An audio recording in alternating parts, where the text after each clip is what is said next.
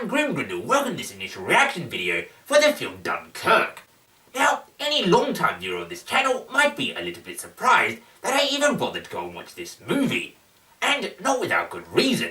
If you look through any playlist where I've reviewed movies on this channel, or done any initial reactions, almost every single movie I've looked at has been sci-fi or fantasy. And that's not exactly by accident. In general, I don't really enjoy films unless they're a little bit steeped in the imagination. And especially, I don't enjoy war films. They are, I feel, a little bit too real, especially when they're related to wars that are as recent as World War II, and so therefore, they don't usually achieve that level of escapism that I'm watching a movie for. And so why in the world, might you ask, would I bother to watch Dunkirk? Well, to be honest, it's because it's got such good reviews, and because it's directed by Christopher Nolan.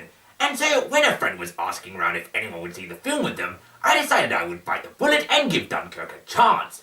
And I'm darn glad I did. The film is undeniably excellent. Now, on the offset, I should probably point out that it's not an action-packed Hollywood blockbuster that's going to have you leaving the cinema feeling elated. It's not a fun film. It wasn't a fun battle, and it was certainly not a fun war, so it should probably surprise us that Christopher Nolan has not exactly given it the usual Hollywood treatment. Dunkirk is an uncomfortable movie that will make you feel agitated and nervous, and throughout the entire movie somehow hold this feeling of tenseness and this feeling of dread. It is something I've never really seen before. There are, of course, plenty of movies that have given me a tense feeling or a feeling of dread, but to hold it through the entire runtime is a remarkable achievement. This film is probably the first time ever that I could probably use the sentence edge-of-your-seat entertainment without it being non-literal, because the entire movie I was glued to the screen and really couldn't look away. The acting and the effects of the film are at the level of excellence that you don't even really notice they exist. It almost feels like you're just watching extremely well-edited, documented footage of the Battle of Dunkirk, and none of it's really any part of a film. It's not in a documentary style, just to be clear. There's just really no other words I have to describe this movie, because it's not really like any other film I've seen. For instance, while I wasn't counting, I would be surprised if there was more than 60 lines of dialogue throughout the entire movie. If there was one thing that I could criticize about the movie that at times took me out of it a little bit, I would have to say that it was unfortunately the soundtrack. Now, I have no doubt that the soundtrack played a rather large part in the feeling of tenseness and the feeling of dread that the movie manages to permeate. However, unfortunately the way they did this was with a constant clicking clock and with a constant violining. It definitely added to the tenseness, I have no doubt, but whenever you noticed the clock it just got annoying, and whenever you noticed the violin you felt like after the length of the film they were probably getting a really tired arm.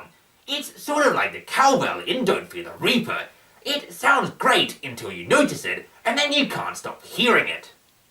Now, at this point I'm going to throw up a spoiler warning. To be clear, it's not a spoiler about the actual Battle of Dunkirk, because I don't think you really need spoiler warnings when it's a historical movie, because by rights we've probably all learned about the Battle of Dunkirk in school, and we all probably know how it ends.